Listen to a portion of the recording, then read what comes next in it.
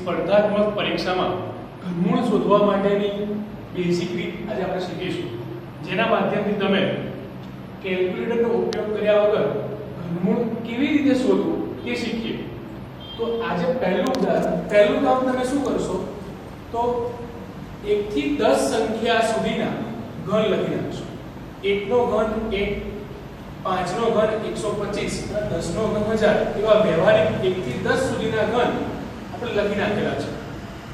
પહેલા પ્રશ્નની વાત કરીએ તો આપણને 42875, તો આમાં તમે સૌપ્રથમ છેલ્લો આંકડો જુઓ તો છેલ્લો એટલે કે એકમનો અંક 5 છે. તો ઘનની અંદર એકમનો અંક હોય તેવી સંખ્યા એટલે કે 5.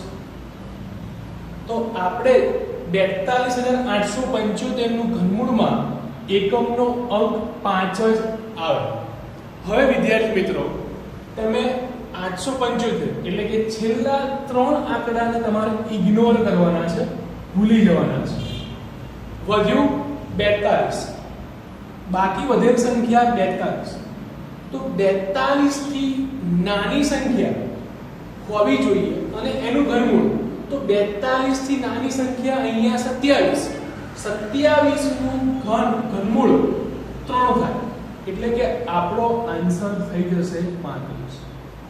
વિદ્યાર્થી મિત્રો, તો 35 ગુણ્યા 35 ગુણ્યા 35 કરીને 42875 જવાબ મેળવી શકો છો.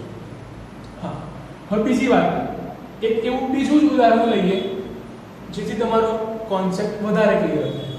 74088. તો અહીંયા જો સૌપ્રથમ પહેલું કામ કરશો, તમે એકમનો અંક જુઓ. એકમનો અંક 8 એટલે કે એનું ઘનમૂળ 2 થાય, એટલે આપણા જવાબમાં એકમનો અંક બની જશે 2. હવે 3 આંકડા તમારે ઇગ્નોર કરવાના છે. વધ્યા 74.